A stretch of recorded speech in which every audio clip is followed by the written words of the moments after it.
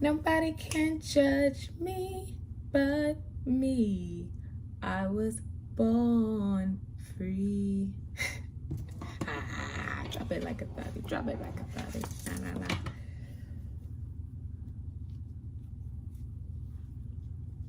Oh.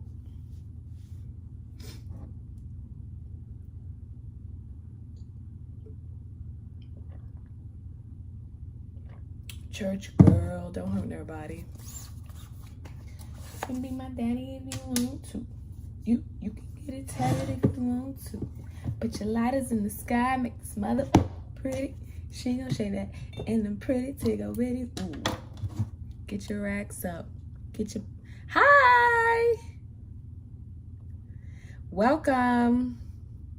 Don't mind me. I'm just in my Renaissance bag. I am just in my Renaissance bag. Have y'all been listening to the Renaissance album? It's really good. Oh, let me charge the computer. Is this bold? All right, we are what? 7 days away, 6 days away until the SAT exam. Woo! That's really exciting and nervous. Nerve-wracking, I can imagine.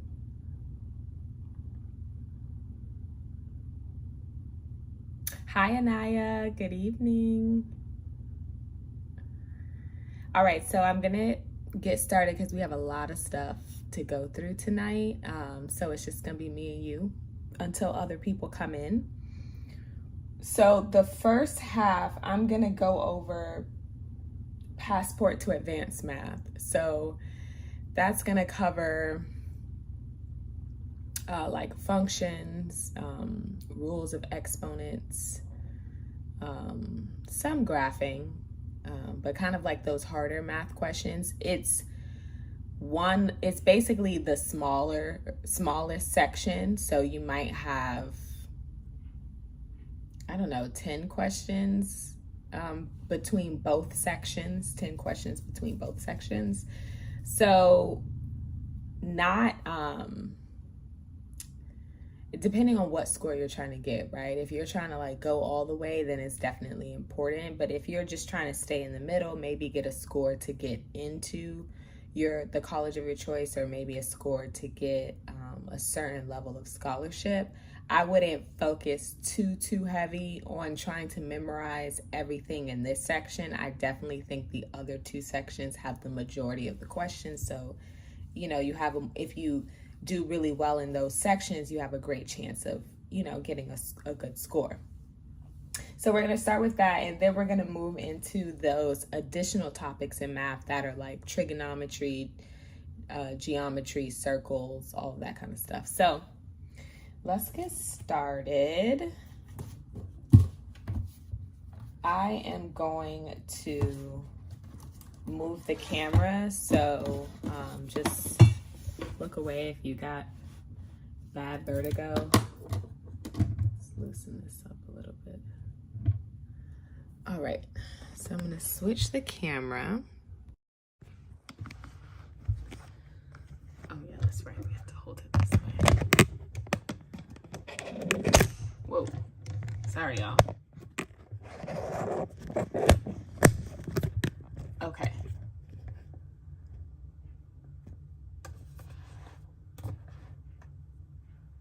I think that's good. Let's hold it like that. All right, so let's get started. They'll be relatively easy, some hard, some easy, some you'll know, some you won't know. We're gonna like skip through this because I have a bunch of questions in this section. Like I think I might have 30, 40, maybe even 45 questions. So we won't go through all of them, but we'll go through enough. And then we'll switch over to the Passport this is Passport to Advanced Math, then we'll switch over to additional topics in math. So with this question, I would say that this is relatively like easy, out of easy, medium, difficult. Just for this question, note that this is not just a subtraction sign. There is a -1 here. And this -1 has to be distributed into every single term. So it's not just minus 6x to the 4th y to the squared. 2x to the 4th power plus 3x to the 4th y to the 2nd minus x to the 4th plus y squared minus 6x to the 4th y to the 2nd. Minus times minus is positive x to the 4th. Minus times negative is negative 3y squared.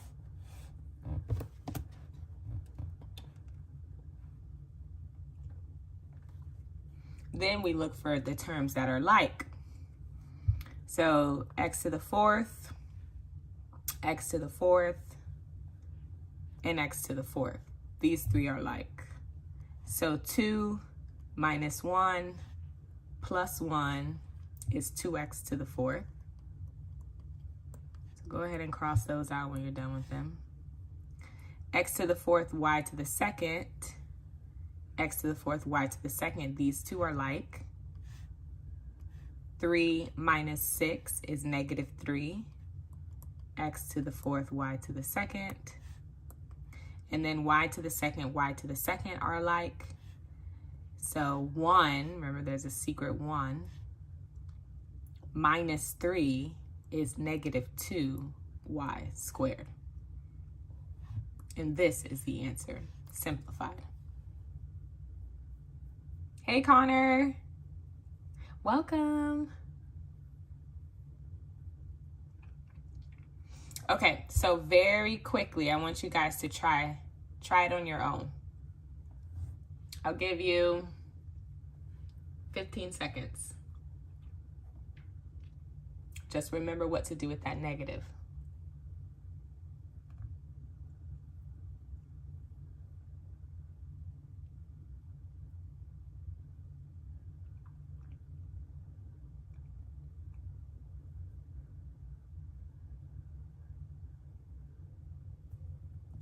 Okay, 5 seconds.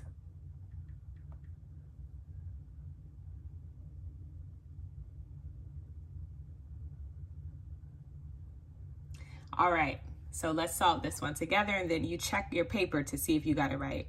Again, I'm going to distribute that negative to all of those. So -9x to the 5th, positive 10xy squared, -7y to the 4th.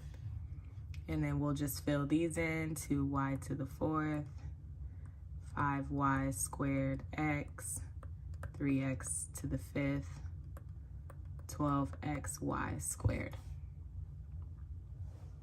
Now let's combine the like terms. Let's look for xy squared. So this and this, even though it's written backwards, here it's xy squared, here it's y squared x, it's still the same, right? Because 3 times 2 is the same thing as 2 times 3. That multiplication property, or what do they call it? One of those properties. And 10 xy squared, all like terms. So 12 minus 5 is 7, plus 10 is 17. 17xy squared. Let's do x to the 5th. 3x to the 5th, -9x to the 5th. 3 minus 9 is -6, x to the 5th. And then y to the 4th, y to the 4th. -2 minus 7 is -9, y to the 4th. Did y'all get that one? How do y'all feel about it? Thumbs up, thumbs down.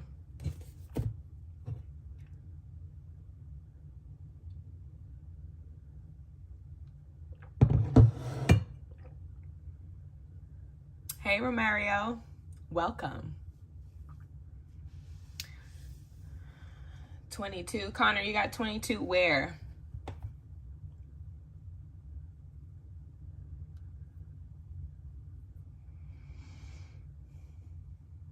22xy squared. Oh, did I do the math wrong? Okay, let's see. So we have 12 minus 5 is 7 plus 10 is 17. Let me put it in the calculator.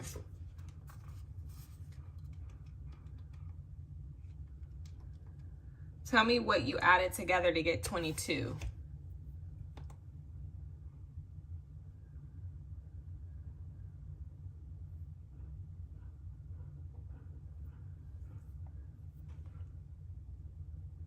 What plus what plus what? Like, don't, you don't have to write the variables. Just tell me the constants or the coefficients. Oh, yes, but also the minus 5x y squared. You see, it's written backwards, but it's the same thing. So negative 5y squared x is the same thing as negative 5xy squared. Right? Because 2 times 3 is the same thing as 3 times 2. Or 5 times 6 times 7 is the same thing as 7 times 5 times 6, which is the same thing as 7 times 6 times 5, which is the same thing as 6 times 5 times 7, blah, blah, blah, so on and so forth. So, so it is like the 12x squared xy squared and the 10xy squared, just written differently. Ooh, that's a good question. Orcify said, what happened if the power is on the x? Is it still the same thing? And it would not be the same thing because it would be different. The variables will have been different. So here, y squared is still y squared and x is still x. However, let's say negative 5y squared x is not the same thing as negative 5yx squared. These would be different. They are not like terms. You can't do any math operations with them. They're not the same. That's a great question.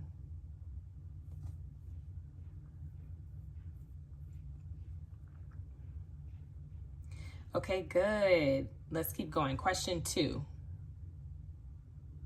Do you guys know how to factor when the first number, when a is greater than 1? So if we're doing ax plus ax squared plus by plus c. So when a is greater than 1, do you know how to factor?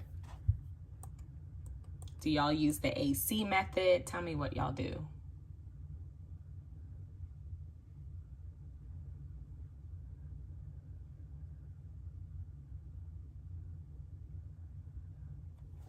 Or do y'all not know how to factor that way?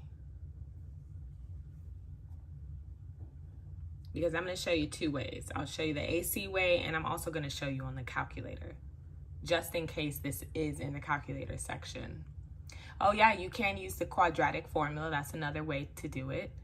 You can use the quadratic formula, you can use the AC method, or you can put it in the calculator. So let me show you the AC method, and then we'll go with the quadratic formula if that's, you know, easier for you or what you already know. Because if you already have the quadratic formula memorized, use it. Like, use what you know, what you already have. It's kind of like before you go to the grocery store, like, eat whatever you already have at your house, cooked or uncooked, and then go to the grocery store. Use, on these exams, use whatever you have already committed to your memory. Okay, so with the AC method, you kind of ignore the variables for now, and you multiply A times C. So 4 times 25 is 100. Think about quarters. And then I need to find 2 factors of 100 that can add together to equal negative 20. So 1 times 100, 2 times 50, 4 times 25, 5 times 20, etc., etc. Looking for two factors. So if we keep going, we'll get to dot, dot, dot, dot, dot, dot. We'll get to 10 and 10. So 10 times 10 is 100. And, well, really negative. Negative 10 times negative 10 is positive 100. And negative 10 plus negative 10 is negative 20. So these are the two factors that we'll use to start factoring this trinomial, grouping and then factoring. So I write the first and the last term. I bring those down. 4x to the fourth. And then positive 25y to the fourth. I do not write the middle term. I'm going to rewrite it with my two new factors. Negative 10x squared y squared and negative 10x squared y squared. So let me just run it back. You multiply a times c. 4 times positive 25 is positive 100. You look for the factors that add together to equal negative 20. But they also have to multiply to equal positive 100. I could not have done positive 10 and positive 10 because positive 10 times positive 10 is positive 100, yes, but positive 10 plus positive 10 is positive 20, and we need negative 20. That's why it's negative 10 and negative 10. Because a negative times a negative will still give us a positive 100, but the negative plus the negative will give us the negative 20.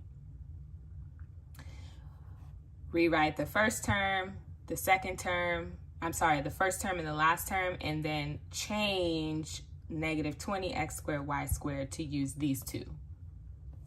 Then you group the first two, group the last two, and now we see what does this group have in common that we can take out. 4 and negative 10 can be divisible by 2. And we can also take out the smallest. They both have x, so we can take out the smallest x, which is x squared. 4x to the fourth divided by 2x to the squared. 4 divided by 2 is 2. X to the fourth divided by x squared leaves us with x squared. Negative 10 divided by 2 is negative 5. The x squared and the x squared cancel, and we're just left with y squared. We'll do the same thing here. We can take out a 5 because 10 and 25 have 5 in common. We can also take out a y squared. But because this is a negative 10, right? We don't like our factors. You never see like x plus 3, negative x plus 5. Like you never see that, right? It's improper to have the first term in the factor be negative. So I'm going to take out a negative 5x squared so that when I divide this by negative 5, it becomes positive 2x squared. Divide 25 by negative 5 is negative 5. Get some room. Y squared. So you know you factored correctly when what you have in the parentheses are both the same. 2x squared minus 5y squared, 2x squared minus 5y squared. So that's one of the factors. The other factor is what was on the outside. 2x squared, negative 5y squared. As you can see, they're the same thing. So you can also rewrite this as 2x squared minus 5y squared squared, because it's the same thing. So I know that was a lot. Let me run it back. Once we find the two factors, negative 10 and negative 10, we group the first two together, and then we group the back two together. Between these two terms, I can take out 2x squared. That'll leave me with 2x squared minus 5y squared. Between these two terms in the back, I can take out a negative 5y squared. That'll leave me with 2x squared minus 5y squared. Check to make sure that both of these have the same thing written inside. 2x squared minus 5y squared is one factor, and the other factor is what's left on the outside, the 2x squared and the negative 5y squared. Since they're both the same thing, you can write it like this, but the answer choice will probably be written in this form. 2x squared minus 5y squared.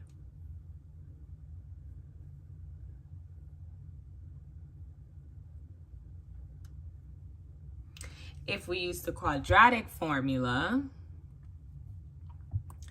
then definitely have the quadratic formula memorized, because it's not one of the formulas that the SAT gives you on their formula sheet at the beginning of the section.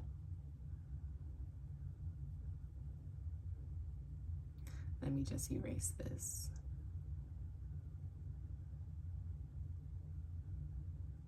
Okay, so for the quadratic formula, it's opposite of b plus or minus the square root of b squared minus 4ac all over 2a. So again, this is ax squared plus by plus c. I don't know why I'm saying by. Is it bx or c? Ax squared plus bx plus c. Yeah, bx plus c. So a is 4. B is negative 20, and C is positive 25.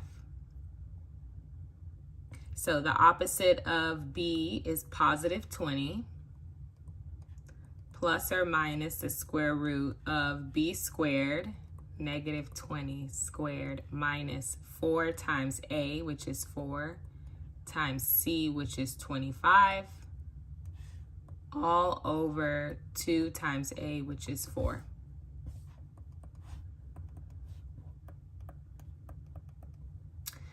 Plus or minus the square root of 20 squared is 400, minus 4 times 25 is 100, times 4 is 400. No. Oh yeah, maybe. All over 8.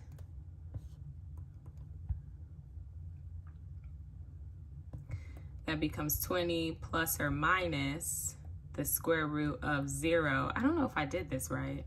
My math is correct. 8 times 25 is 100. No, it's 200. Sorry. Right? 8 times 25 is 200, because if I have 8 quarters, that's $2. Okay, 200.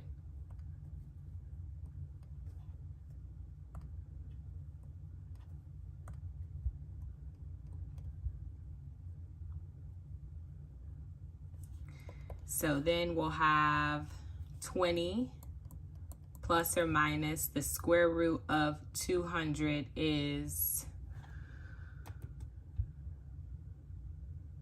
that's a good question. What is the square root of 200? Square root of 200 is 10 square root 2 all over 8.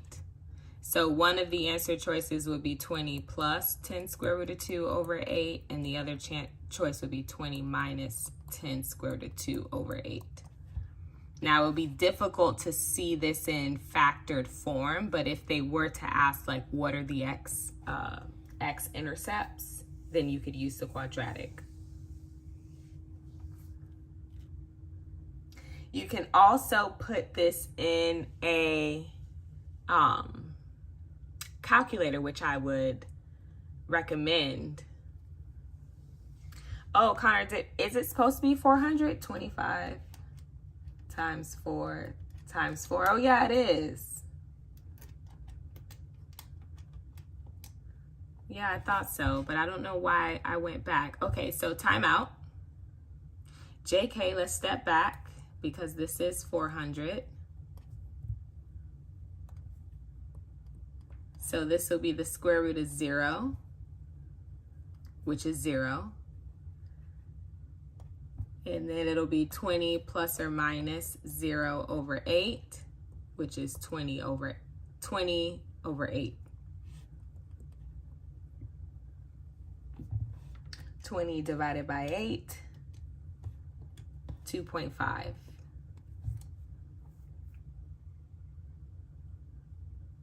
And we only have 1 because there's really only one factor. Remember, we had the 2, what was it, x squared minus 5y squared, because we only have one factor.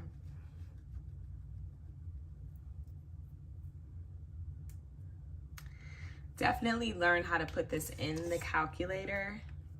Here's the Casio, which y'all know is my fave. Go to the equation menu. Equation. We're going to set up the polynomial. Our degree is 2. So 4. Oh, actually our degree is 4. Let's run it back.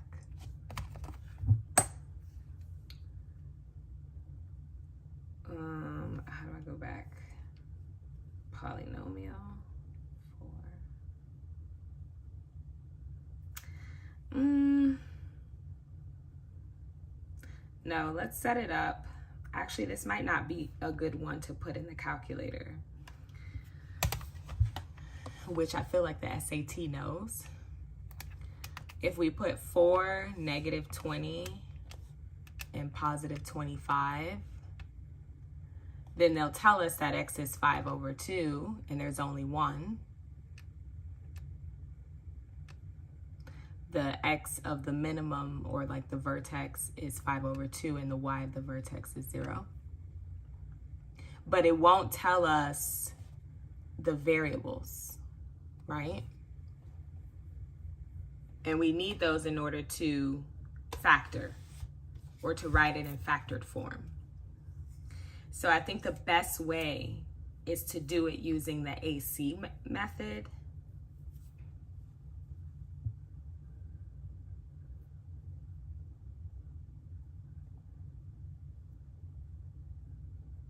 Okay, I want y'all to give it a try. Try it with this one. Try using the AC method. See what you come up with. And we need it in factored form.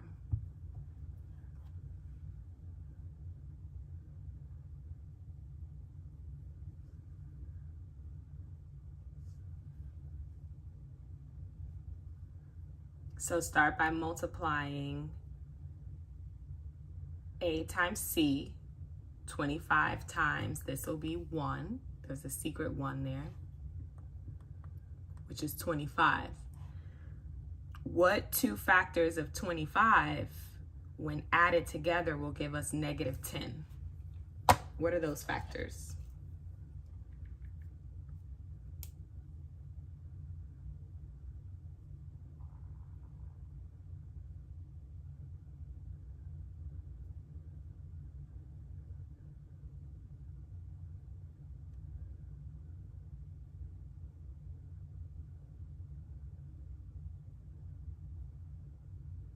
So what two factors of 25, when we add them together, will give us negative 10? Take a guess. Tell me in the comments.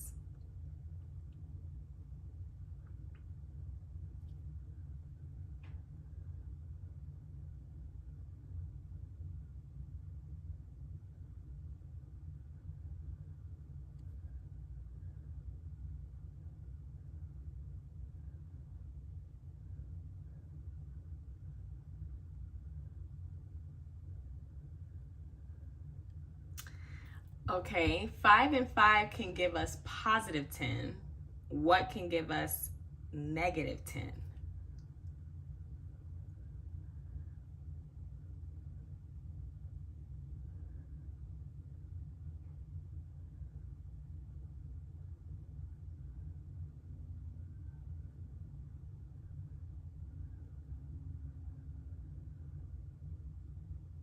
Negative 5, good. So negative 5 and negative 5 will give us positive 25. And negative 5 plus negative 5 will give us negative 10. So let's rewrite 25x to the 4th minus negative 5. Use the same terms, variables, x squared, y squared, and then negative 5, x squared, y squared, and then bring down the positive y to the 4th. So really, I didn't even do anything except rewrite this. Here it has 3 terms.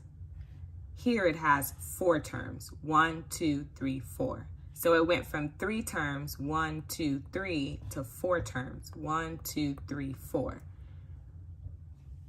And really, if we were to combine like terms, which would be these two, negative 5x squared y squared, negative 5x squared y squared, it would give us negative 10x squared y squared. So it's kind of like we're just going to the step just before you get to it being simplified. Like if this is step 3, if this is the final step, step 4, then this would be step 3. So we're working backwards a little bit. Group the first two. And also when you're grouping, make sure you group that negative. Do not leave that negative out and group it like this. Don't do that. We don't like that. Group that negative in there. It's negative 5x squared, y squared. Let's see what the first group has in common.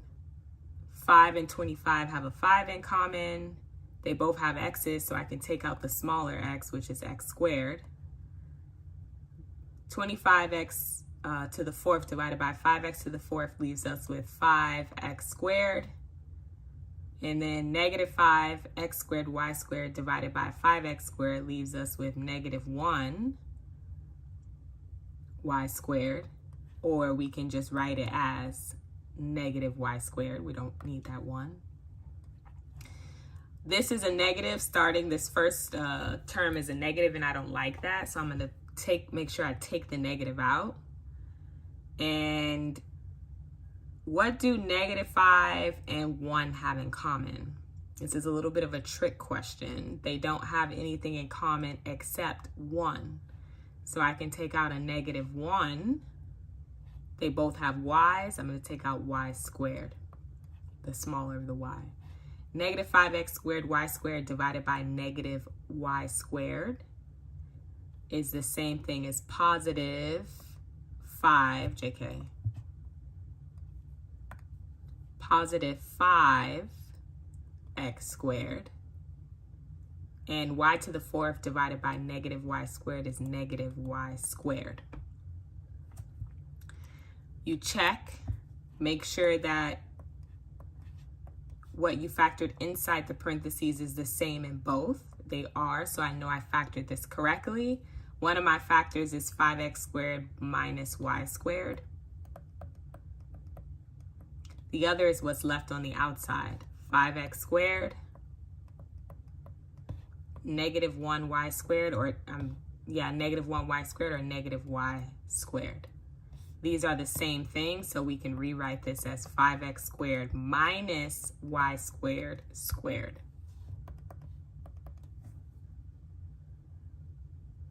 Lots of squares, lots of y's, lots of x, y, z, 5's, I. Make sure you guys double check that you know how to solve this. You can go back and watch this video again. You can watch other YouTube videos on how to factor trinomials using the AC method. Make sure you get that down. Okay, number 3.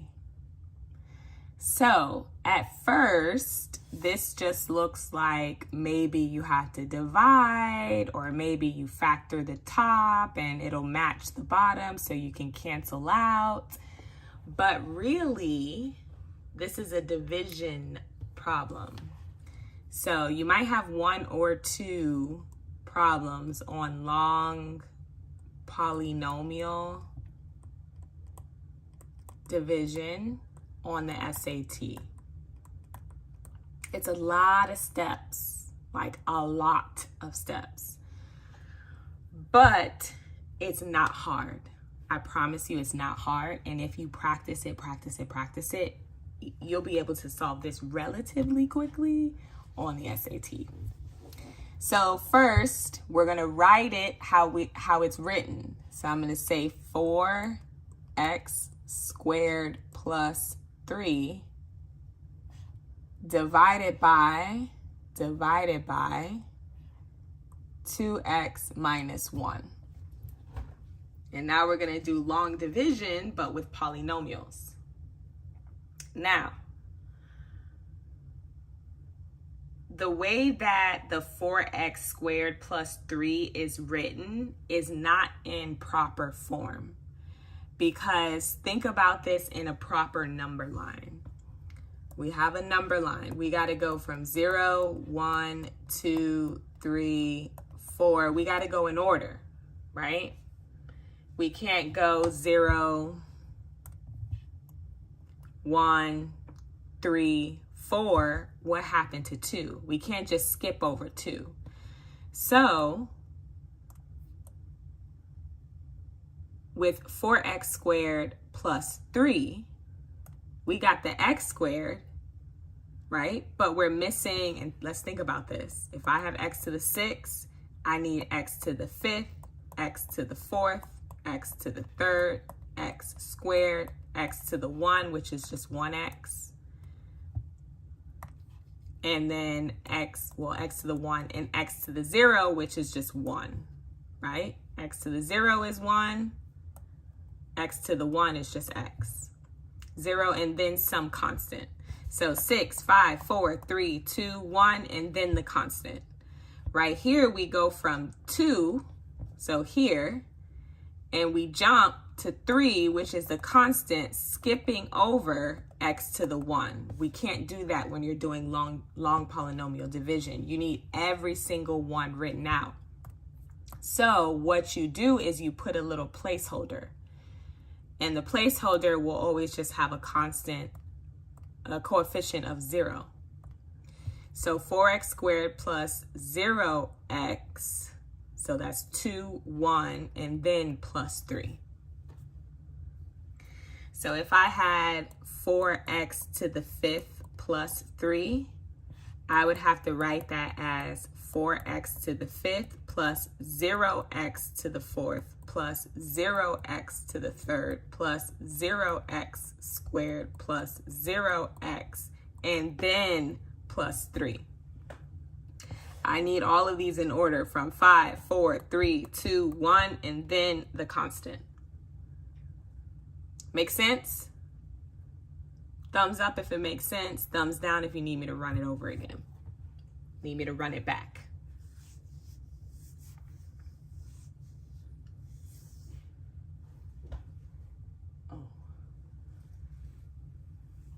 Okay, I'll run it back. So in long polynomial division, we have to set up what's underneath the division sign in order. It needs to be in order, right? We cannot skip any exponents. So for example,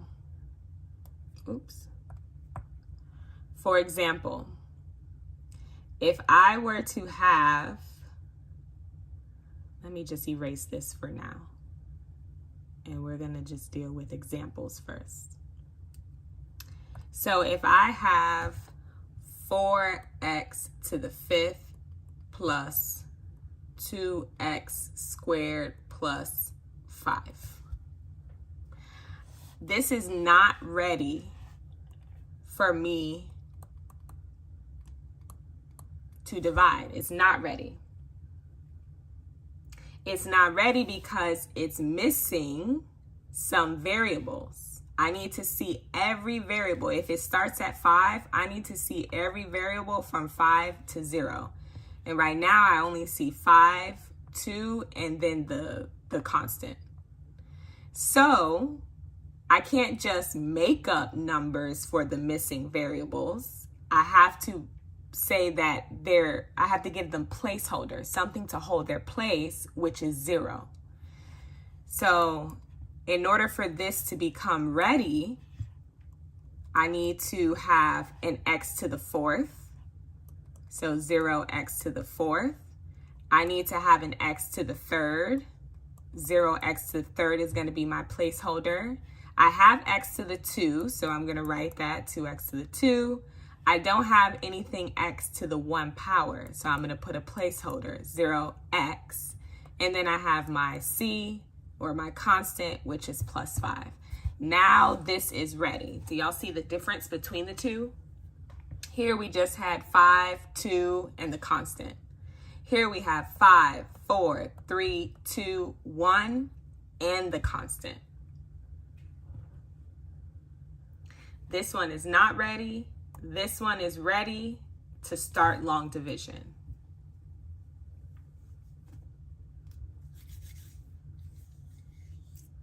Okay.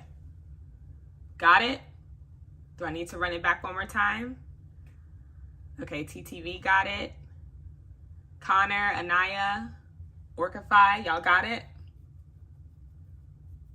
It has to go in order. We can't skip any numbers, any variables. Ask me questions because this is like the most important step. Well, one of them. If you can't do this, then you can't even get started, if that makes sense.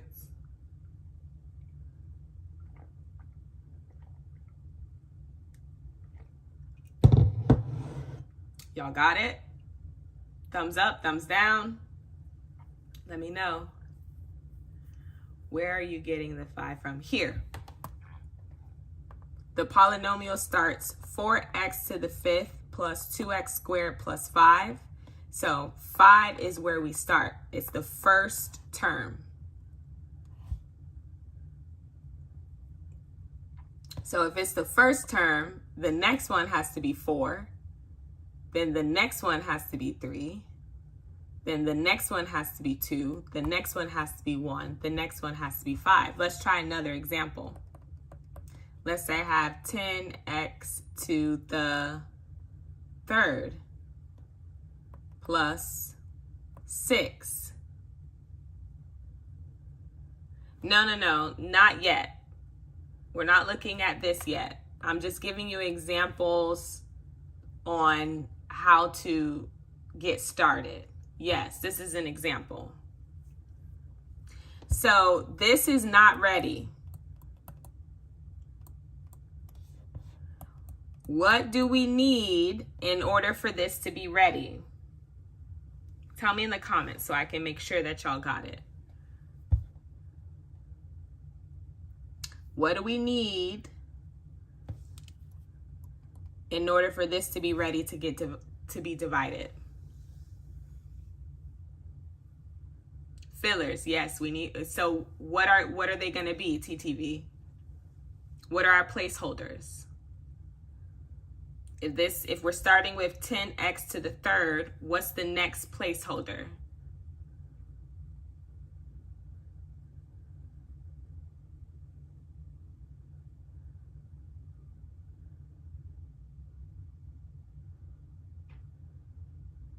Good. 0x squared. What comes after that?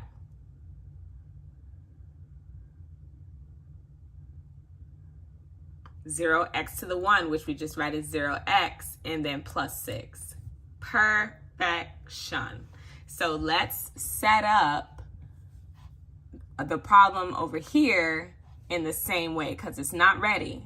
It's from 4x squared to 3. So we need to get ready.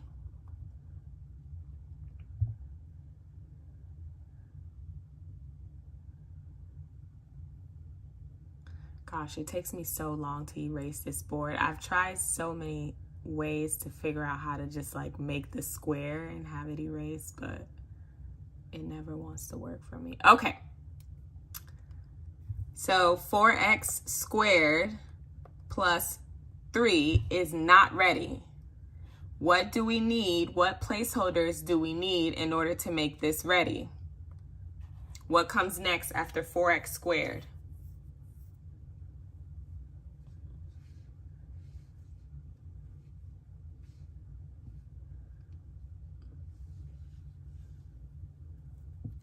What comes after 4x squared? What I need to put here? to hold its place.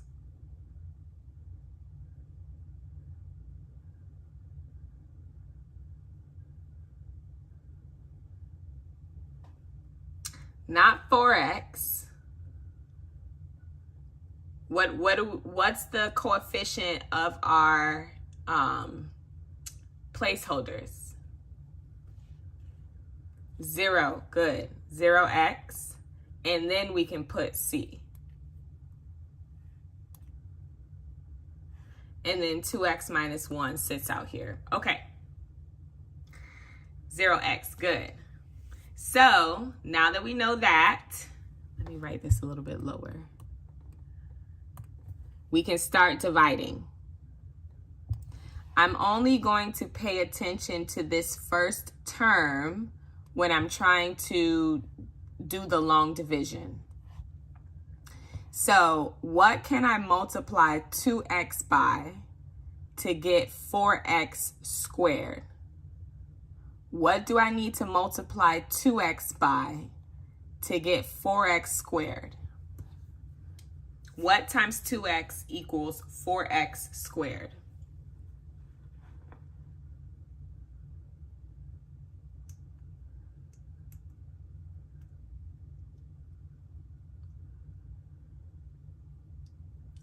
Two x times what equals 4x squared? 2x squared. Exactly. No, 2x. Not 2x squared, sorry. 2x. 2x times 2x is 2x squared, right? Because this is x to the 1, this is x to the 1. When we multiply, we add them. 2x squared times 2x would be 2 times 2, which is 4, and x squared times x, which is x cubed. We need x squared, so it's just 2x times 2x equals 4x squared. So we put the 2x up here, and then just like regular long division, 2x times 2x is 2x squared. 2x times negative 1 is negative 2x. Okay, again, what times 2x will equal 4x squared? 2x. 2x times 2x is 2x squared. 2x times negative 1 is negative 2x. Now, another very important, crucial step. We have to change the signs. We have to change the signs. We have to change the signs. So this goes from positive to negative, and this goes from negative to positive. Now we can combine the like terms. 4x squared minus, 2x times 2x is 4x squared. I don't know why I put this 2x here. 2x times 2x is 4x squared. 2x times negative 1 is negative 2x. We switch the sign. Negative 4x squared, positive 2x. 4x squared minus 4x squared, those cancel out.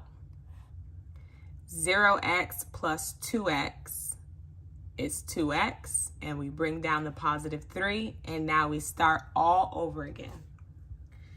2x times what will equal 2x?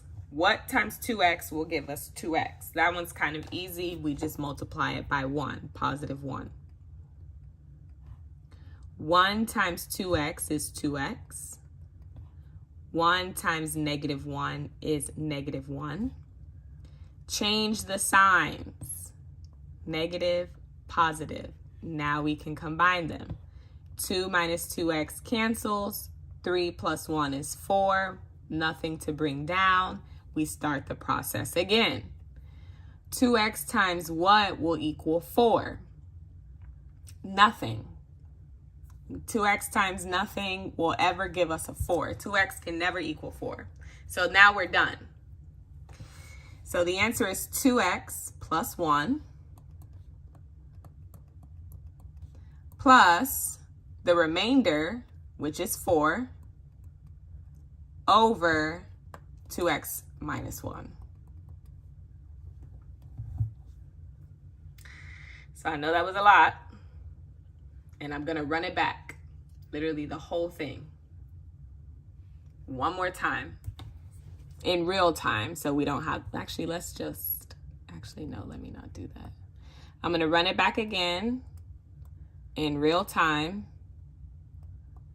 so that you can see how it would get solved on the exam, how you would solve it on the exam.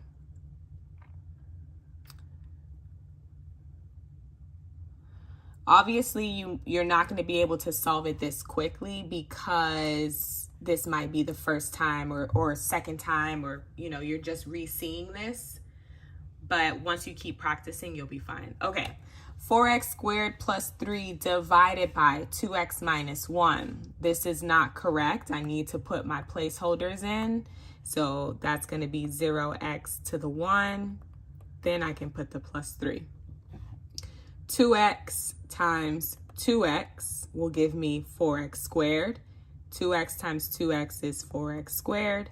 2x times 1 is negative 2x. Change the signs, combine the like terms. These cancel. 0x plus 2x is 2x, and I bring down the 3, positive 3. Now I start again. 2x times what will give us 2x? A positive 1. 1 times 2x is 2x. 1 times negative 1 is negative 1. Change the signs. Negative, positive. 2x minus 2x, that cancels. 3 plus 1 is 4. Nothing to bring down. We start again. 2x times what can equal 4? Nothing. 2x can never be 4. We're done. This is our answer, 2x plus 1 plus the remainder, which is 4, over, I don't know if this is the divisor or the dividend. I always get that confused, but whatever's out here. This is the final answer. Okay. You know what's coming next. Let's do this one together. 3x plus 5 divided by x minus 1. I'm checking. Do I need any placeholders? This is x to the 1, and then I have the constant. I don't need any placeholders. Perfect. What can I multiply x by to get 3x? 3. 3 times x is 3x. 3 times negative 1 is negative 3. Change the signs. Negative, positive. 3x minus 3x is 0. 5 plus 3 is 8. What can I multiply x by to become 8? Nothing. X can never be 8, so I'm done with the long division, and the answer is 3 plus the remainder, 8, over x minus 1. Good, TTV, yes! I love it. Great job. So I know that was kind of a mouthful and a lot at once in a short time, but please, please, please practice long polynomial division. Actually, I have an extra question in here. Hold on. That shows it. No. I have another question. I think I have another question.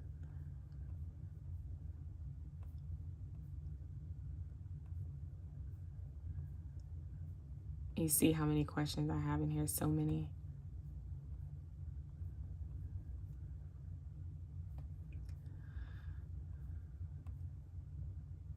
Oh, I thought I had another one that showed it backwards, but I guess I didn't. I don't.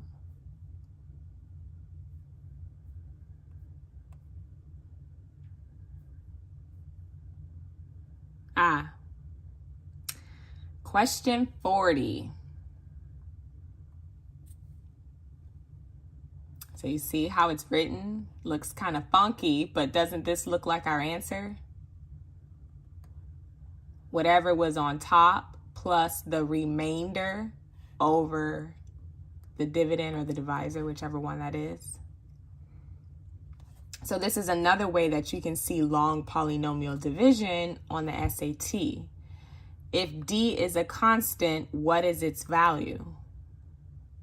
So that means when we did 81x squared, let me write this down a little bit. 81x squared plus 63x plus 17 divided by dx plus 2. The answer was 9x plus 5, with the remainder, once we got somewhere down here, of 7. What does D have to be? Well, what times 9x gives us 81x squared?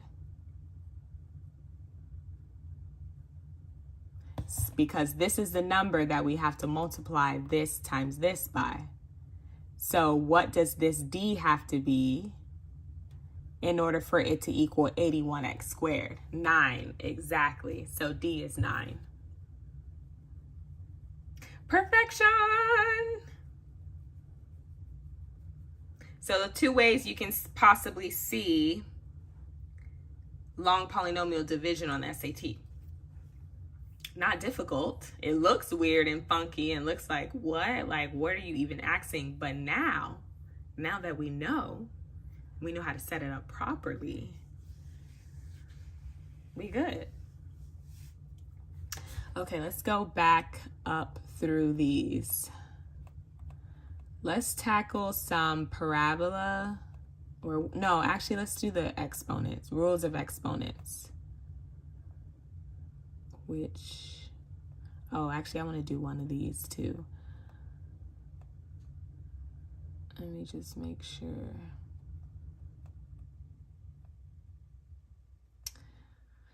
We kind of talked about this in the heart of algebra, like this is more literal equations, but just they look a little bit more difficult. They might have like 3 or 4 steps instead of 2 steps, like you would see in the heart of algebra section. These are functions. If g of 2 equals 54, that means if I plug 2 in for x and it equals 54, I can find out what that a equals.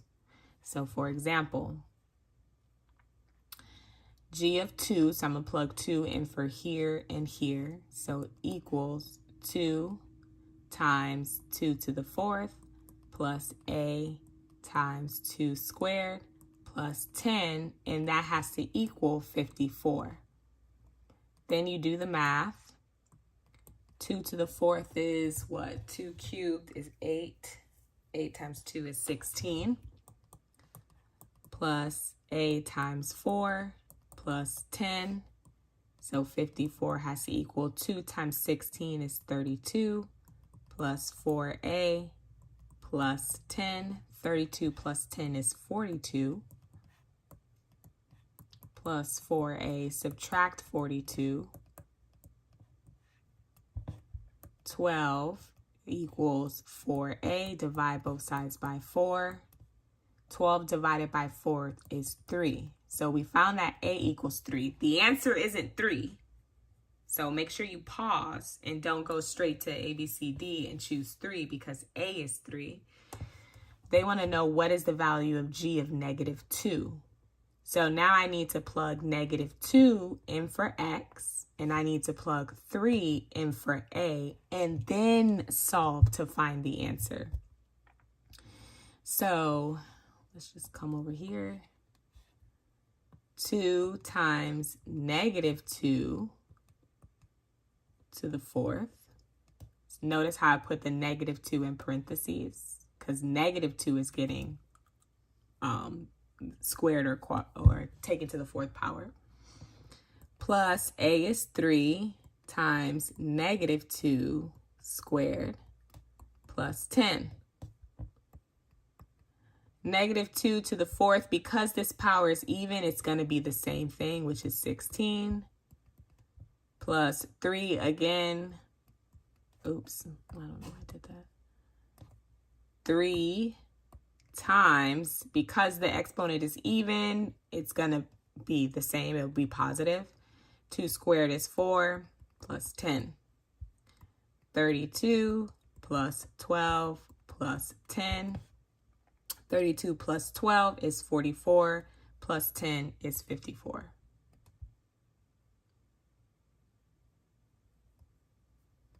Now, notice how they equal the same thing, right? This is 54. When you plug 2 in, you get 54. And when you plug -2 in, you also get 54. That's not a coincidence. If you what do you call it?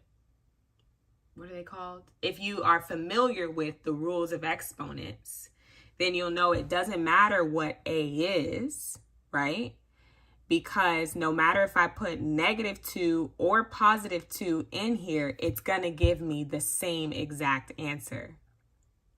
Now, if this were cubed instead of squared, then it makes a difference, right? Because -2 cubed, since it's odd, will remain negative, and it'll be -8.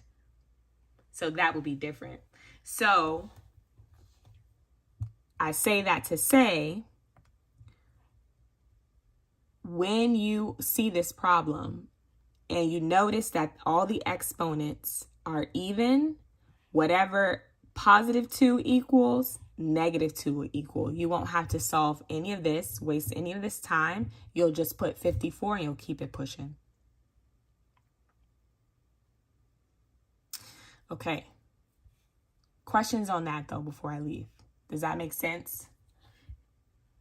Also, don't get down here, solve for A, and say, okay, the answer is 3. SAT loves to do that. Don't let them do that to you. Whoa. Okay, let me refresh this because it's going crazy. That is factoring, which I feel like you guys are good at. This, make sure you can recognize difference of squares, okay? Make sure you can recognize difference of squares. There's 3 things. Number 1, it's not called difference of squares on accidents. Difference of squares. It's not called the difference of squares on accident. It must have a subtraction sign. So if this were x squared plus 25 equals 0, you could not solve this because it has to be the difference. Difference means subtraction. Addition would mean adding. Sum, well, not really, because you can find the sum through subtraction, but y'all get the point. So there has to be a subtraction sign. The exponent has to be even exponent. And lastly, the coefficients have to be perfect squares. So when you think about perfect squares, what are we talking about? 1, 4, 9. 4 squared is 16, 25, 36, 49, 64, 81, 100, 121, 144, 169, ... These are perfect squares, right? And don't forget, 1 is a perfect square, and it's not going to say 1 here. It might say 1 here, but it definitely won't say 1 here. It'll just say x squared. or x to the fourth, or x to the sixth, or any x with an even exponent. So 1 will always be x plus, 1 will always be x minus, and you just take the square root of both. The square root of 1 is 1, fine. The square root of 25 is 5. So that's x plus 5, x minus 5. If I had x squared minus 16, that would be x plus 4, x minus 4, because the square root of 16 is 4. If I had x squared plus 100, minus 100, whoops, that would be x plus 10, x minus 10. If I had x squared minus 121, x plus 11, x minus 11. If I had 9x squared minus 49, that would be 3x plus 7 and 3x minus 7. The square root of 9 is 3. The square root of 49 is 7.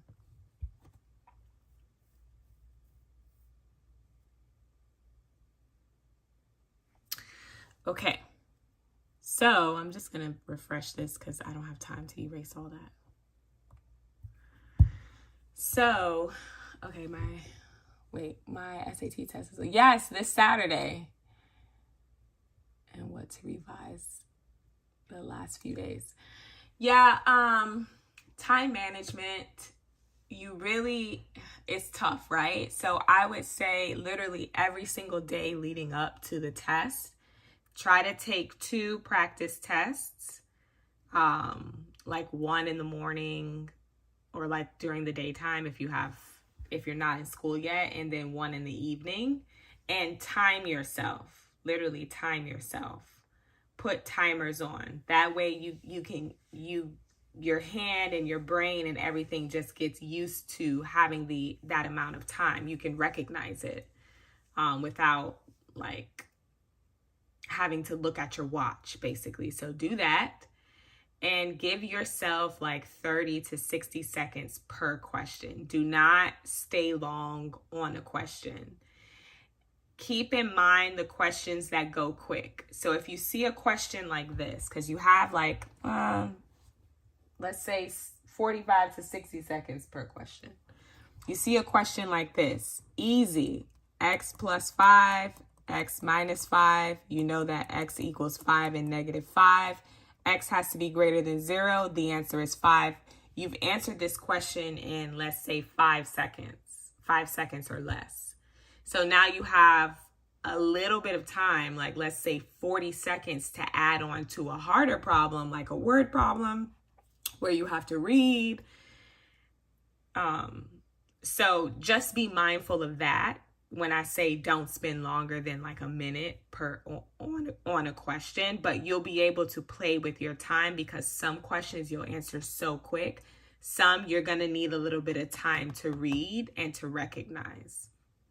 I would also say try to find keywords. I know that's really a reading section thing, but if you can find keywords and then go straight into action. So for this question, I don't even need to read all of this. My key is that I see this, negative 16t squared. I automatically know that this is one of those problems that's projectile motion. I already know it's projectile motion. And I know they're either going to ask me for time or height, right? Time is when y equals 0. Sorry, height is when y equals 0. Time is, or what is x when y equals 0. Height is what is y when x equals 0, blah, blah, blah. So knowing those keywords that tell you, okay, I'm either going to have to find out one of those things. Go to the question. How long will it take for the ball to hit the ground? Okay, ball hit the ground means that the height equals 0. Plug 0 in and solve. Basically, you factor. Put that in your calculator. Don't even sit there and factor it. It would be crazy to do that. So keywords to trigger certain math operations, so you're not spending time reading everything because you just don't have time, you know what I mean?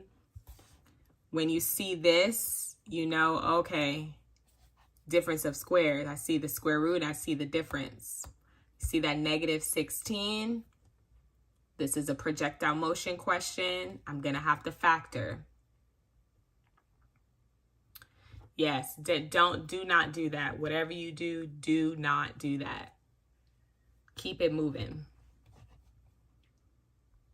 Undefined, denominator has to equal 0.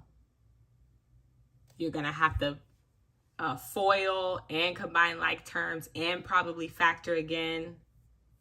Get started on that immediately. Still always come back to make sure you're answering the question, right? I would say that that's the chip. And then, you know, don't be too hard on yourself, right? If you don't get the score that you want this time, you can always retake the exam. The key is practice. And I know that kind of sounds cliche, but that's really the key. Practice. You're not going to get any of this kind of winging it, you know what I mean? Unless you're just like really, really sharp with math. But even still, the SAT kind of asks questions in a different way that you may not have been seeing in your textbooks or in your classroom. Let's talk about this one right quick. Simplifying. It looks crazy. What am I going to do? How do I start this problem? You see fractions. You're going to solve it how you would solve any fractions, right? Let's start with the denominator. How do you add fractions? They need the same denominator. They need the LCD, the LCM, whatever you call it. How do you get that? Well, if I had 1/2 plus 1 to the 5th, my LCD would just be 5 times 2, which is 10. We're going to do the same concept and the same steps here.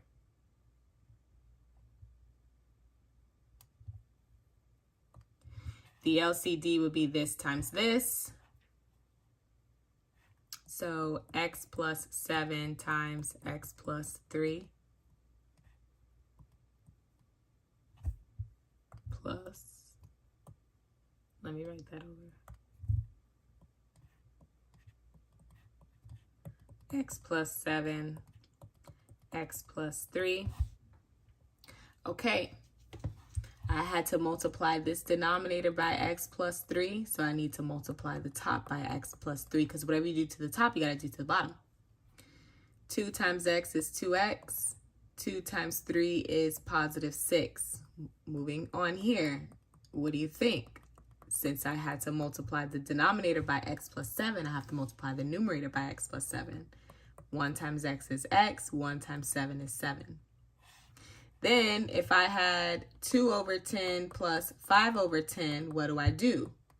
I keep the denominator the same, so that's exactly what I'm going to do here. Keep the denominator the same. And I combine like terms of the numerator, 2 plus 5, or 7 over 10. Same thing here. 2x plus x is 3x. 6 plus 7 is 13? Yes. Nothing, obviously you can't factor that. Nothing factors out, so it's combined. Usually this will factor out and you can cross, you know, with one of these, but I didn't do that correctly. Okay, now that we have this, we need to put it underneath 1. 1 over 3x plus 13 over x plus 7, x plus 3. This is the same thing as saying 1 divided by 3x plus 13 over x plus 7 times x plus 3. Actually, I'm concerned why this didn't cancel out. 2x 2 times 3 is 6. 1, 7, 2x plus x is 3x. 6 plus 7 is 13, yeah.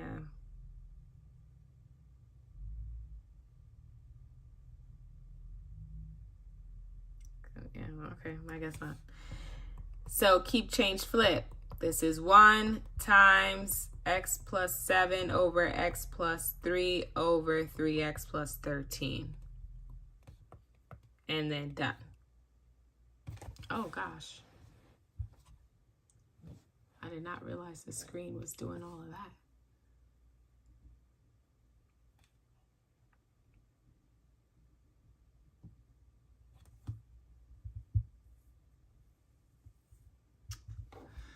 Okay, what else we have? I want to switch over. Oh.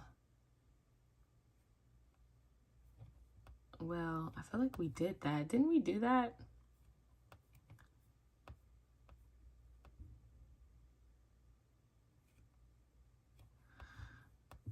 I know we solved that. Okay, this. Writing the equation of a parabola in vertex form. You have to know what vertex form is. Y equals x minus h squared, or a times x minus h squared plus k, where h, k is the vertex. H is the x coordinate of the vertex, k is the y coordinate of the vertex. So normally you would have to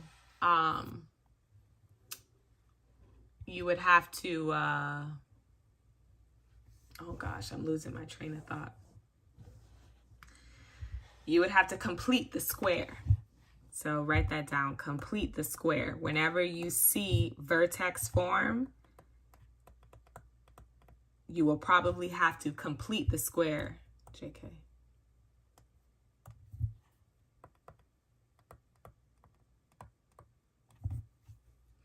Which is a pretty long process, but this, I'm pretty positive that this question will be in the calculator section. So what you can do is plug in and solve the polynomial. 2x squared minus 4x plus 7, right? No real roots, which is fine. That means there's no x. It doesn't cross the x-axis, but we need to find the minimum or the maximum. So the x coordinate of the minimum, which is really the vertex, is 1, and the y coordinate is 5. So since we have that information, we can write it in vertex form. Y equals a is just 1. X minus 1 squared plus 5. Done.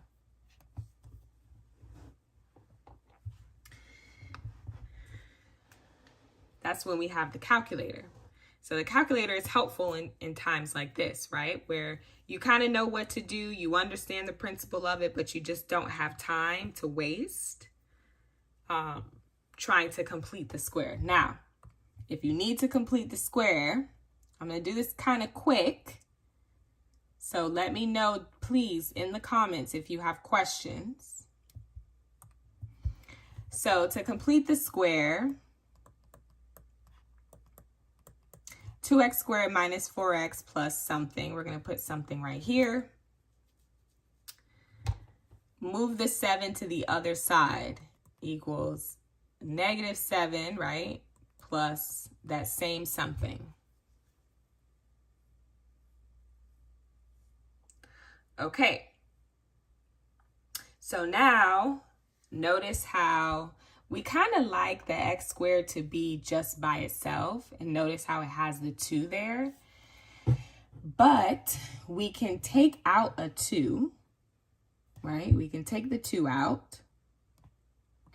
That'll leave us with x squared minus 4x plus something equals negative 7 plus something.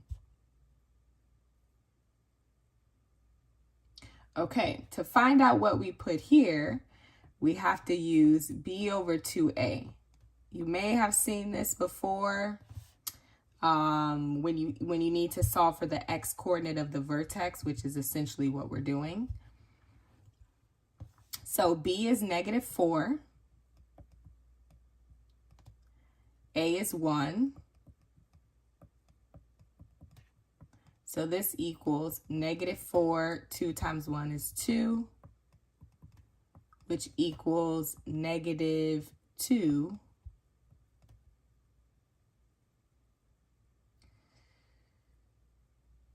Oh, wait, hold on, guys. When I took the 2 out, this becomes 2. The -4 turns into a -2. So b is -2 and a is 1. So this is -1. -1 squared is 1. So I'm going to put a 1 here. I would put a 1 here, right? But remember, I took a 2 out. So I really have to put a 2 times 1 out here, which is 2.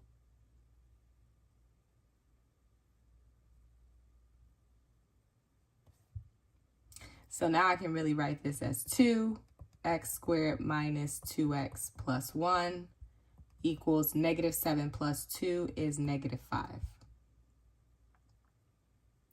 The way I would write this in vertex form,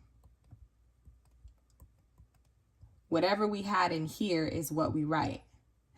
I took the 2 out, Anaya, because I like to do completing the square when it needs to have a coefficient of 1. The first x, the first term, the x squared, it needs to have a coefficient of 1. And in order to do that, I can, in both of these, I can take a 2 out of both of these numbers. So I take the 2 out. That's why. Does that make sense? What is the best calculator to use in the SAT? I really like this calculator. I got it from Walmart.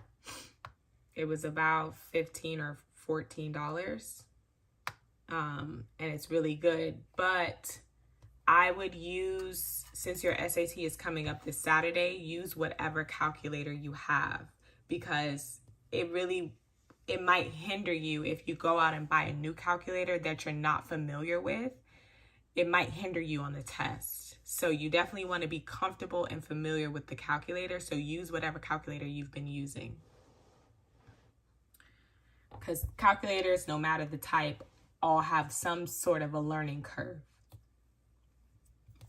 Okay, good. So we factored that 2 out. And what goes inside here is the number that we got in here, which is -1. So this number, the b over 2a, not the b over 2a squared, but the b over 2a goes in here. So x minus 1. We factor the 2 out, so that becomes our a, equals -5.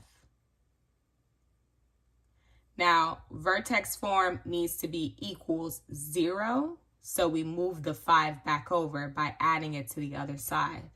So it becomes 2x minus 1 squared plus 5 equals 0. This is your vertex form, where 1, 5 is the vertex like we saw in the calculator. The x coordinate of the minimum is 1. The y coordinate of the minimum is 5. So 1, 5. HK, 1, 5. So you see, you could skip all of this work with a calculator like this that can solve polynomials for you.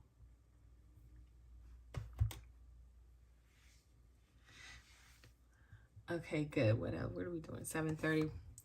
I can show you this one quickly, right? So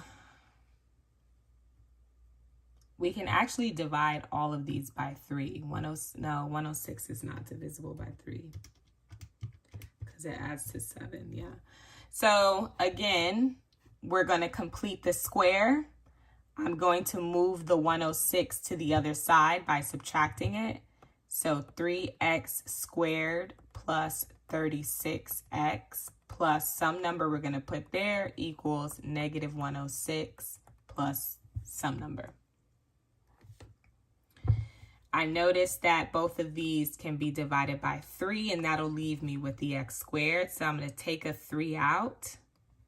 That'll leave me with x squared plus 12x plus some number will equal negative 106 plus, I'm just going to do this, 3 times some number, right? Just so that we remember we took the 3 out, so whatever number we get, we're going to have to multiply it by 3 before we add it to the negative 106. Okay. Now we need to find that number. I need to do b over 2a squared. b is 12. A is 1. 1. 12 over 2 times 1 is 2.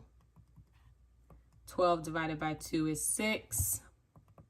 6 squared is 36.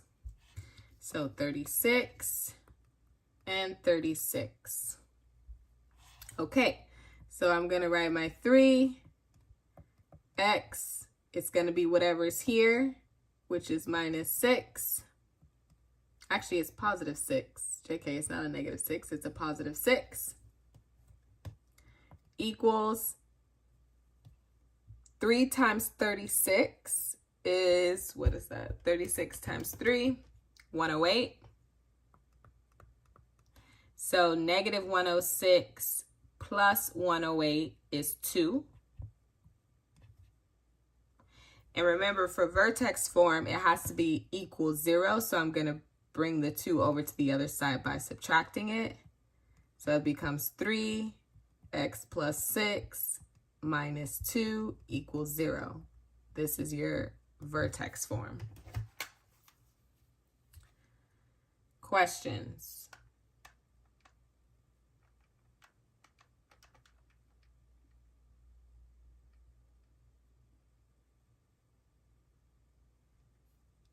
Okay, so if I were to put this into the calculator to solve, and remember I'm looking for the minimum, the x and y coordinates of either the minimum or the maximum. This will have a minimum because it's positive.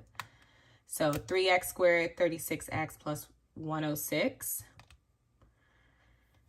This is one of the x intercepts. That's the second x-intercept. This is the x-coordinate of the minimum. This is the y-coordinate of the minimum, right? So it's always x minus h. So x minus negative 6 equals x plus 6. And then plus k. K is negative 2, so it's plus negative 2 or minus 2, right? Y equals x minus h squared plus k. H is negative 6. X minus negative 6 becomes x plus 6. Plus k. Negative 2 is k, so plus negative 2 is minus 2. So I know this is a little tough. But if you have a, like if you have this, you're able to get the x and y coordinate, then you can, you'll be able to answer, you'll be able to deduce, like, you know, process of elimination from the answer choices. You know that it has to be x plus 6 and this has to be a negative 2. Okay, I think I'm going to switch over to do some of the other questions. The interest questions are not difficult, I feel like. These are functions. Oh, really quickly, when this says what is a factor of the function defined below, factors are the x-intercepts, right? So in factor means x-intercept, which means when y equals 0. So you look for when y, this is x, this is y, when y equals 0, x equals 5. So x equals 5 is a factor. That's easy. You might want to say that 4 is a factor, but it's not. 4 is the y-intercept. That's when x equals 0 and y equals 4. So if they give you a table of values like this and say what is a factor of this function, 5 is a factor. Anywhere where y equals 0, that's a factor. Okay, same thing for here. The factor here would be -1 because y is 0 and -1. Okay, you'll plug 2 in. I feel like f of g of x, that's a little difficult, right? So we have to take g of x and plug it into f of x. So we're going to take g of x, which is this whole thing, and wherever you see an x in f, you're going to plug this whole thing into the x. So f of g of x means I'm going to take g of x. Actually, I feel like let me do this in a different color. F of g of x means I'm going to take g of x and plug it into f. So, go back. 3x minus 1 into x right here.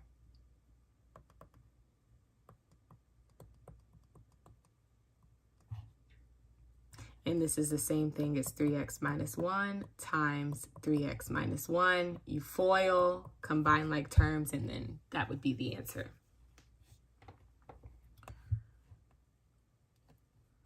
Okay. Finding the roots, then finding their product. So factor, definitely put this in the calculator, or you can use the quadratic formula, or you can use the AC method. Okay, let's switch over to this one, where we do a little bit of geometry, complex numbers. That one is not too difficult. Let's look at this one. So triangle ABE, and this is an E.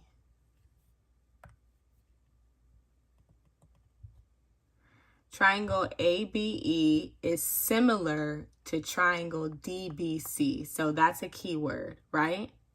So that means that A is similar to D, B is similar to B, E is similar to C, right? ABE is similar to DBC. That means side AB has to be similar to side DB. That means size EA has to be similar to side DC. You catch my drift? That means angle D has to be similar to angle A. So I really like, once they tell me in here how they are written in similarity, I like to write them out on the paper so I don't get confused, right? So I make sure that I'm not like, oh, A is similar to C, even if I didn't have these. Or E is similar to D. No mistakes, because they told me ABE is similar to DBC. Perfect. Okay. Angle A is congruent which means they're the same. That sign means congruent. They're the same. So A equals D.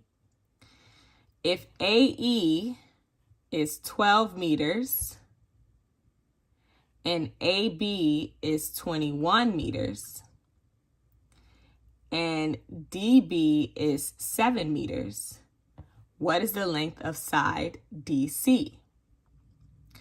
Okay, well, side DC is similar to side AE, right? So if we set up a proportion here, side AE has to be similar to side DC. Or actually, let me write it this way, because the question says DC, which is similar to AE. Okay? And actually, we can write it like this too, just so I can show you AE. And this is a D.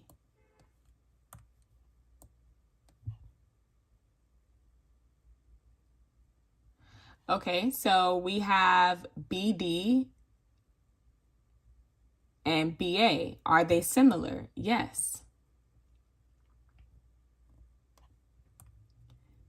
BD is similar to BA. So BD is 7. BA is 21. AE is 12.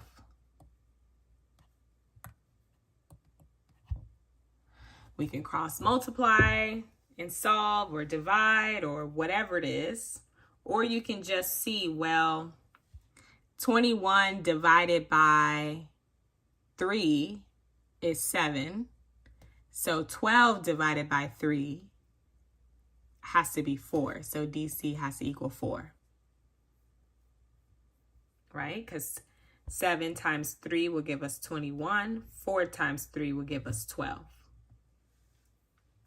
You can cross multiply and solve though. Let's pretend that this is X.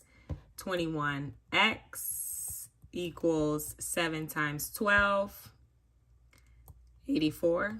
Did I do that correctly? Whoops. 7 times 12, 84 divided by 21 is 4. X equals 4. So whenever you have similar triangles, know that you're going to have to find the rate or the ratio between the two triangles, and you definitely need to match up the correct or the similar sides correctly. So we can try it with this example. And actually, you don't even need to see like a figure, right? Triangle ABE, you can make your own triangles. ABE is similar to triangle DBC. Notice how I wrote them all the same.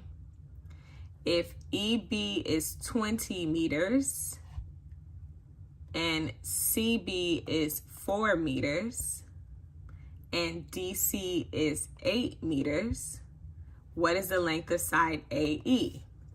Well, since I've already set them up similarly, I see that BE matches BC. So 4 times what equals 20? 5. 5 is the ratio that makes these similar. So 4 times 5 is 20. 8 times 5 is 40. So AE is 40 meters. Good, Anaya, perfect. So similar triangles, they have a lot of weird shapes and icons and words, but they're some of the easiest problems. And you will for sure have a similar triangle problem on the SAT. I feel very confident in saying that. All right, this question here. Sine and cosine are complementary angles, which, I mean, I guess you don't necessarily need to know to solve this, But what I would say that you need to know is this. Sine x equals cosine of 90 minus x. They're the same thing. And then cosine x is the same thing as sine 90 minus x. They're complementary, which means they have to add together to equal 90 degrees, which is why you see the 90 minus x, right? So if they said that sine x equals 20, then that also cosine 90 minus x also equals 20 because they equal the same thing.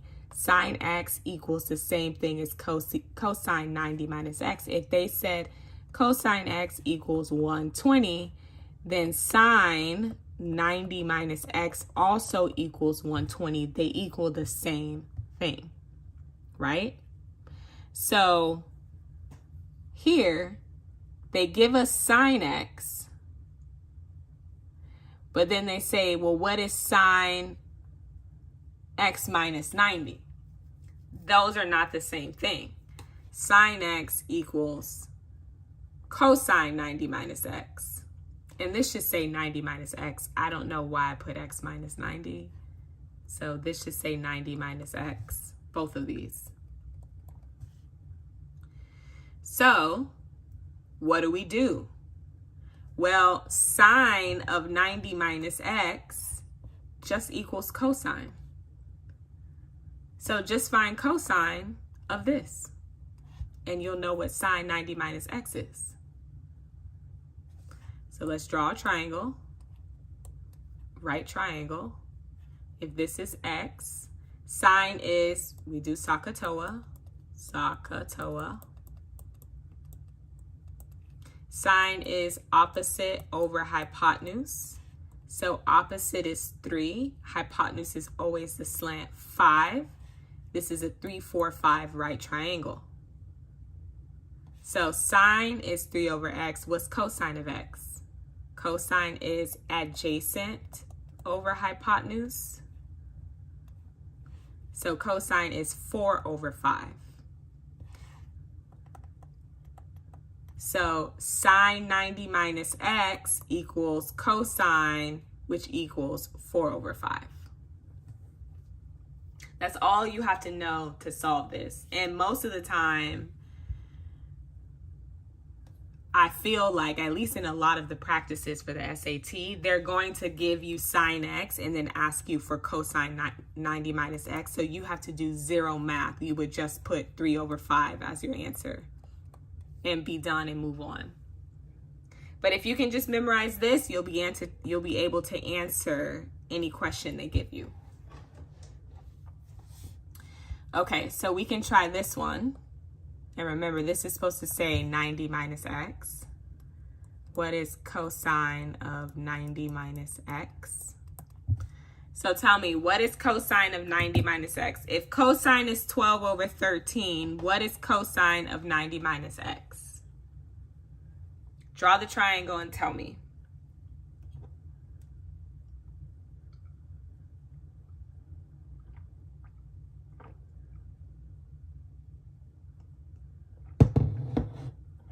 Oh, okay, Anaya, I got 4 because I knew that this was one of the special right triangles. But if you didn't know that, in order to solve for the side lengths of a right triangle, you have to use the Pythagorean theorem. A squared plus b squared equals c squared. So we knew 3, we didn't know b, and we knew the hypotenuse. 9 plus x squared equals 25. Move 9 to the other side. X squared equals 16. Take the square root of both sides. X equals 4. But I would definitely look up special right triangles and memorize them. 3, 4, 5 is one.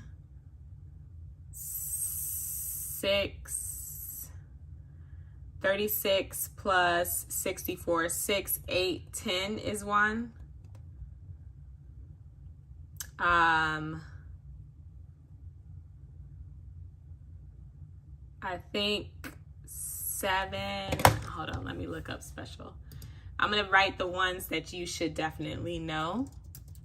Special right triangles. You can literally just do a Google search and they'll like most of them will come up.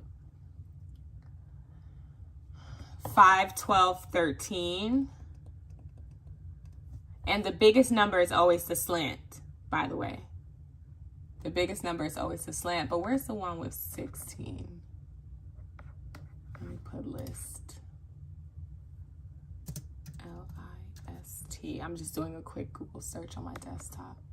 All right, here we go. 7, 24, 25. But I feel like there was... Okay, just memorize these. And if you can't memorize them, don't freak out. You can always use the Pythagorean theorem to find whichever one is missing. Okay, so tell me, if cosine is 12 over 13, what is cosine 90 minus x equal to?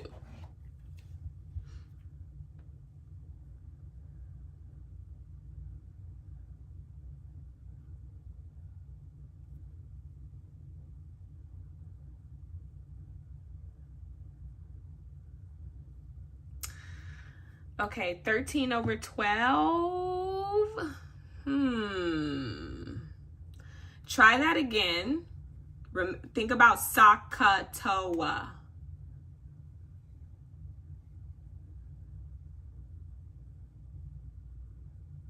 So cosine 90 minus x is really saying what is sine. So if cosine is 12 over 13, what is sine?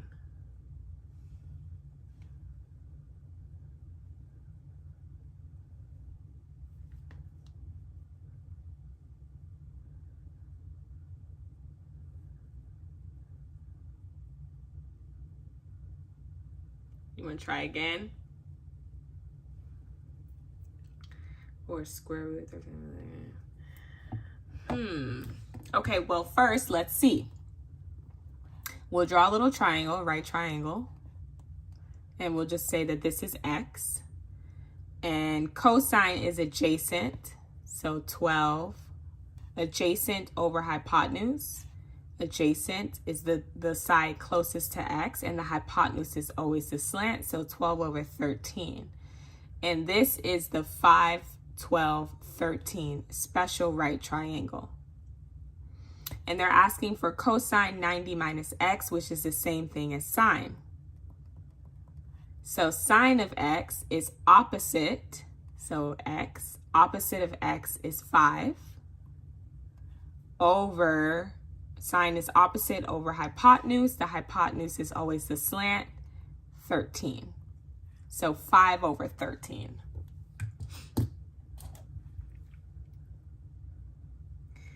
Do you see why, Anaya?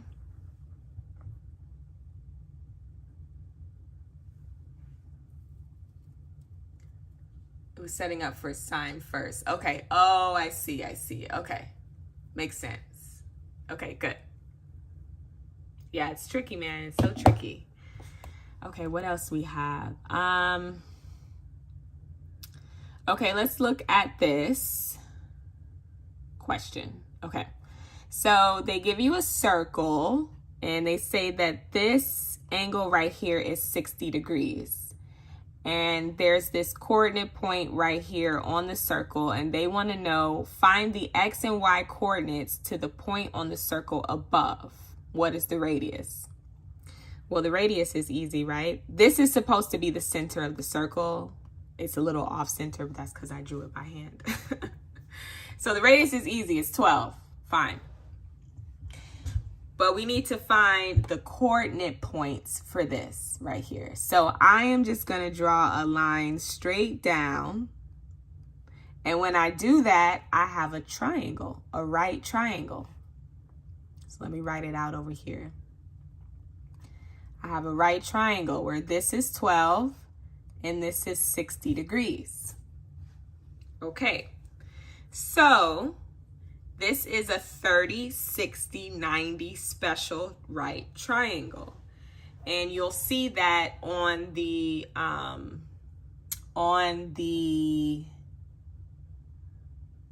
SAT formula sheet. So let me just show you really quickly. Right here. In the special right triangles, we have a 30, 60, 90, and a 45, 45, 90. So they will give you this on the SAT. You won't have to memorize it, but you'll have to know how to use it.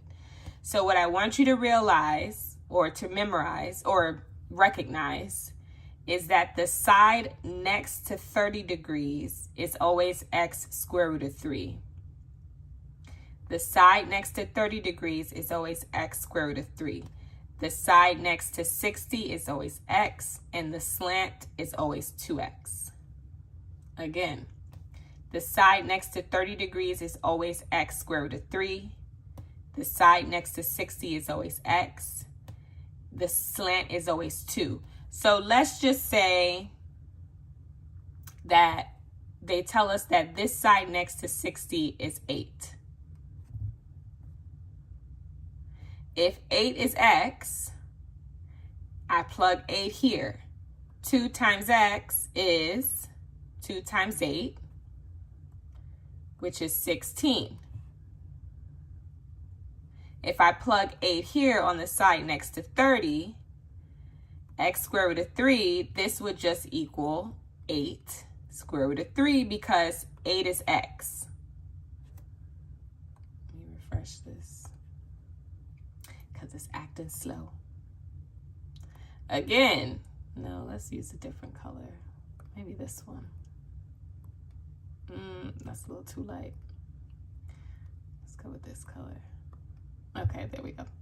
So let's say they told us that this side equals 8. And we know that this side, or sorry, not 8, we just used 8. Let's say they tell us that this side equals 10. And we know that this side is x. So that means our slant is 2 times x, which is 2 times 10, which is 20. And we know the side next adjacent to 30 degrees is x square root of 3. So it's 10 square root of 3. Makes sense, right?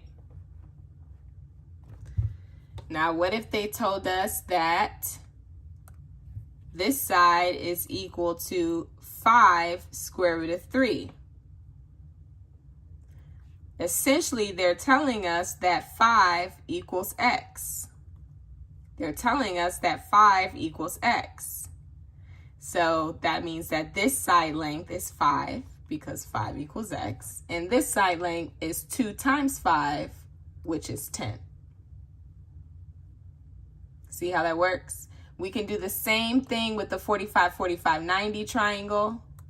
If they tell us that s is 6, the slant has to be 6 square root of 2. Sorry, 6 square root of 2 because it's s squared root of 2. And this side also has to be 6 because it equals s. So you'll solve it the same way. You don't have to memorize the sides. You just have to remember how to solve for it. So let's go back. And this is what we have. We have a right triangle. This is the side of 60 degrees. So that means this side is x. That means this is 30 degrees. So this side is x square root of 3. And this is the slant, which means this side is 2x. Okay. If the slant equals 12, which means that it equals 2x, what is x? What does x equal?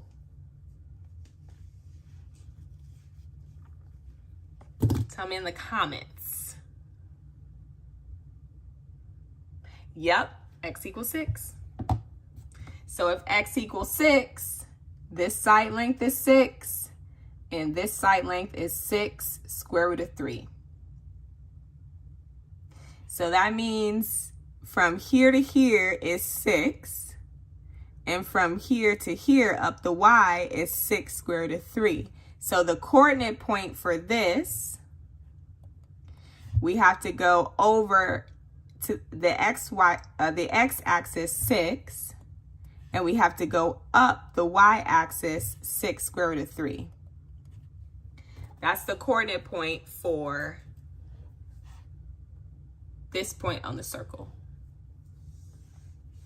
Yeah, I'm so proud of y'all. Okay, so quickly, this one. This is the point on the circle. They want to know the x and y coordinates of that point and the radius. We don't know the radius for this one. Again, I'm going to draw a little dotted line down to the x-axis, and I have my right triangle. This side is 5 square root of 3, which means what must this angle equal? If this side is 5 square root of 3, what must this angle equal? 60 degrees or 30 degrees?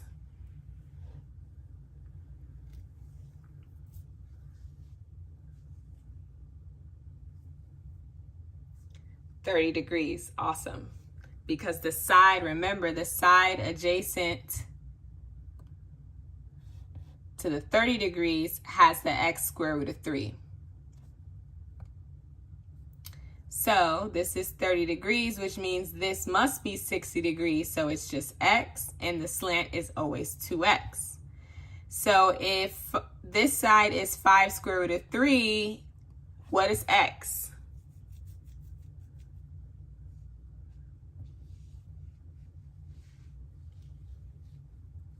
What does x equal? 5, perfect. And the slant is 2 times 5, which is 10. So 10, 5 square root of 3, and 5.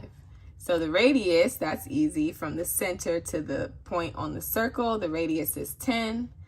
And the xy coordinate, we go over the x-axis 5 square root of 3, and we go up the y-axis 5.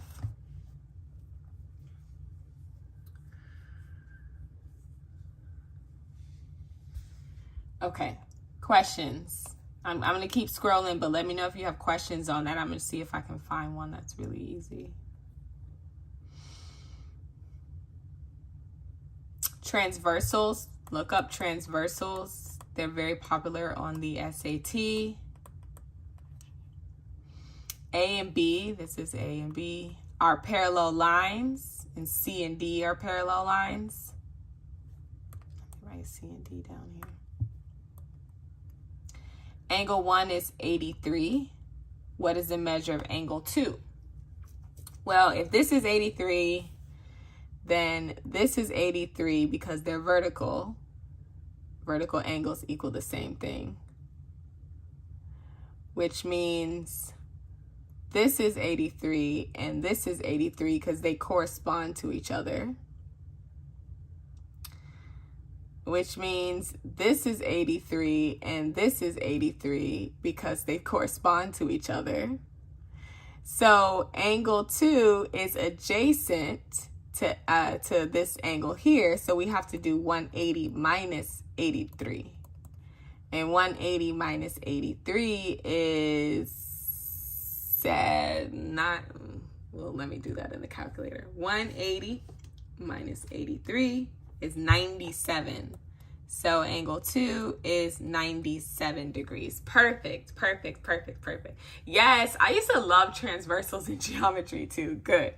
I'm glad y'all love those. Equation of a circle, let me just, one, you have to memorize it. They're not going to give it to you. X minus y squared plus, x minus h squared plus y minus k squared equals r squared. HK, like just in vertex form of the parabola, is the center. The parabola, it's the vertex. And then r is the radius. So we have the center, -3 and 1. And remember, this -3 is not going to be x minus 3 squared. No, it's x plus 3 because it's minus a -3, which becomes plus 3. Plus y minus 1 squared equals whatever the radius squared is. So we don't know the radius squared, but what you can do is find the distance between these points, because from the center to any endpoint, right? From the center to any endpoint is the radius. So you can find the distance between those points. Or you can just take 1/3, plug it in for x, 3, plug it in for y, and solve and see what you can find for r. And honestly, as long as you can get this correct, I'm sure you'll be able to use process of elimination to find the correct answer, because in the answer choices, they'll either have like 3 equals 3 or equals 9. Clearly, it's not going to equal 9 because 9 is r squared, whereas 3 is just r. So you're looking for, I'm sorry, it's clearly not going to equal 3. It's going to equal 9 because 3 is just r. It's the radius. In the equation, we need r squared. So it's going to have to be 9. So I feel like as long as you can make sure you understand this part, where if this x is -3, it becomes a +3, or if this were -1, it would become a +1. If not, it stays minus. You'll be able to use process of elimination, and you won't need to pull out the distance formula to find the radius. Same thing here. If the center is 2, -2, that's x minus 2 squared plus y plus 2 squared equals whatever the radius is squared.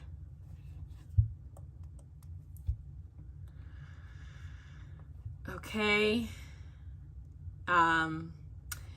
A right circular cylinder, they will give you the cylinder, volume for a cylinder, pi r squared, which is the volume, the area formula for a circle, which is what the shape of the base is, pi r squared times the height.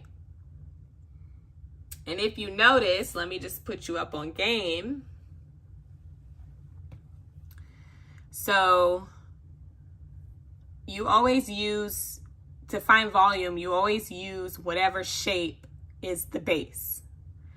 So, and they'll tell you what shape is the base. So this says a right circular cylinder. The base is a circle. So the volume is always area of base times height.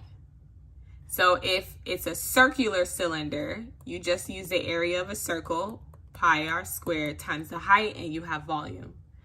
Let's say we had to use a triangular cylinder, which doesn't make sense, but just for the purposes of this example. They're telling you it's a triangular cylinder, so the base is a triangle. What's the area for triangle? 1/2 base times height times the height. Now you have volume. So even if they give you a shape and the volume is not one of these, you'll be able to find it if you just remember this. Volume is always area of the base, whatever shape the base is, which they'll tell you, circular, triangular, rectangular, pentagonal, which is a pentagon, whatever. They'll tell you, you write down the area of that, pi r squared, 1/2 base times height, length times width, and then you multiply it by the height. You'll always be able to find volume. Okay, I know we're a little over, but another similar triangles. You'll see a lot of those for sure. So I will be back here on Sunday, next Sunday. I know some of y'all are taking your SAT this Saturday. I'm going to start over again on Sunday with Heart of Algebra for people who are going to be taking the next SAT. So I'm just going to keep doing this every Sunday, at least for the next couple of months, just so that you guys have enough material to study for like the October, the November, and the December SAT. because I know those are like crunch time for seniors, trying to get your applications in before spring. So I'll be doing that. So I will be here next Sunday, but obviously if you're taking the SAT this weekend, you won't necessarily need to come unless you decide to take it again in September or whenever the next test date is. Y'all are so welcome. If you are deciding to take the ACT, I will be doing ACT lives on IG every Tuesday at 7:30 p.m. Eastern. And of course, I always do SAT lives on TikTok on Mondays. So you can always come back whenever you're ready to start back studying or continue studying for your SAT practice. This will stay live. This will stay recorded on YouTube. It literally just goes. You'll have to fast forward through or like change the speed so you're not listening to all of this in the pauses. And eventually I'll get in there and like edit all that out. But right now it's just going to have to stay like this. But good luck on the SAT. You guys are going to do great. Make sure you eat. You do not want to be hungry on that test. It's a long time. Do the best you can. Honestly, you're going to get into college no matter what. So just do the best you can. And yeah, let me know how you guys do. Message me on TikTok or the gram and let me know how you guys do and what you get. You're so welcome. So welcome. I'll see you guys next week or on one of these platforms. All right. Bye.